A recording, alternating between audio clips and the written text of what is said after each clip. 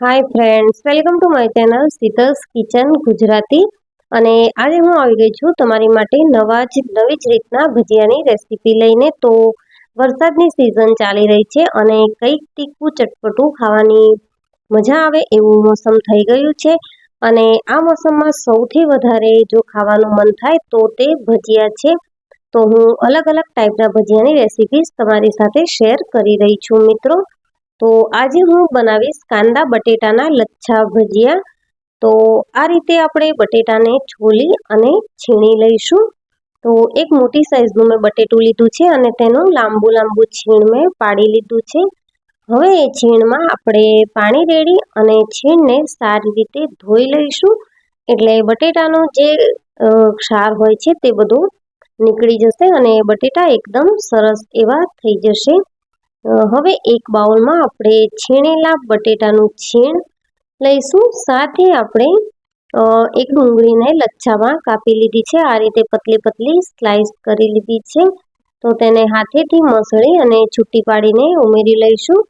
સાથે 2 થી 3 લીલા મરચાંને મેં ઝીણા સમારીને લઈ લીધા છે અને સારા એવા લીલા ધાણા લઈ લીધા છે।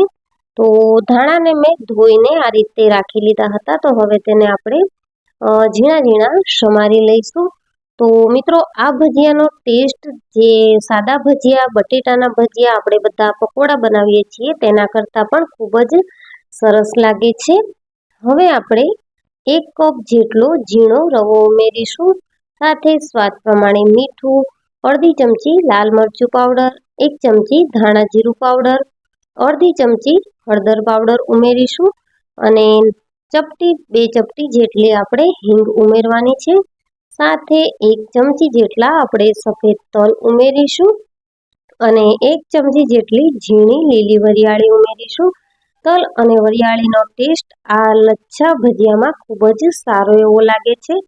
હવે 3 ચમચી જેટલું આપણે ઝીણું બેસન આવે છે તે ઉમેરી લઈશું અને મોવણ માટે આપણે 1 ચમચી જેટલું તેલ ઉમેરવાનું છે।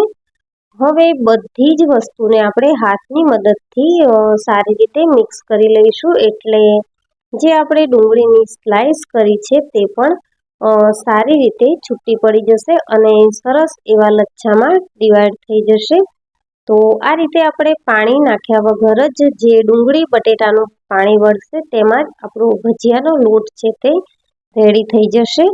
તો આ રીતે મેં બટેટા અને ડુંગળીના લચ્છા ભજીયા બનાવ્યા છે। તો તમે જોઈ શકો છો મિત્રો કે આપણે ભજીયા જેવું ખીરું બનીને રેડી છે। તો હવે આપણે તેને 5 થી 7 મિનિટ જેવું સાઈડમાં રહેવા દઈશું, એટલે જે સોજી આપણે ઉમેરી છે તે સારી રીતે ફૂલી જાય। અને 10 મિનિટ થઈ ગઈ છે। તો હવે મેં તેલ ગરમ થવા મૂકી દીધું છે અને તેલ સારું એવું ગરમ થાય એટલે આપણે આ રીતે જે લચ્છાના ભજીયા છે તેને ગોળ શેપ આપી અને તેલમાં 1 બાય 1 એક સાથે જેટલા આવી શકે તેટલા મૂકી દઈશું। તો આ રીતે 8 થી 10 ભજીયા એકવારમાં આવશે અને આ રીતે આપણે વચ્ચે વચ્ચે ફેરવતા જઈ અને એકદમ ક્રિસ્પી એવા ભજીયાને તળી લેવાના છે। તો મિત્રો, એકના એક ભજીયા ખાઈ કંટાળ્યા હો તો આ રીતે તમે બટેટા અને ડુંગળીના લચ્છાના ભજીયા બનાવશો તો તમને ખૂબ જ ભાવશે એ વાતની ગેરંટી છે। તો આ રીતે બટેટા અને ડુંગળીના લચ્છાના ભજીયા આપણા બનીને રેડી છે। તો એકદમ ક્રિસ્પી એવા થઈ ગયા છે। તો આપણે તેને હવે તેલમાંથી બહાર કાઢી લઈશું અને સર્વિંગ પ્લેટમાં લઈ લઈશું। તો આ ભજીયા એકલા જ ખાવાની ખૂબ જ મજા આવે છે। જો તમારે દહીં કે કેચઅપ સાથે ખાવા હોય તો તમે તે પણ ખાઈ શકો છો।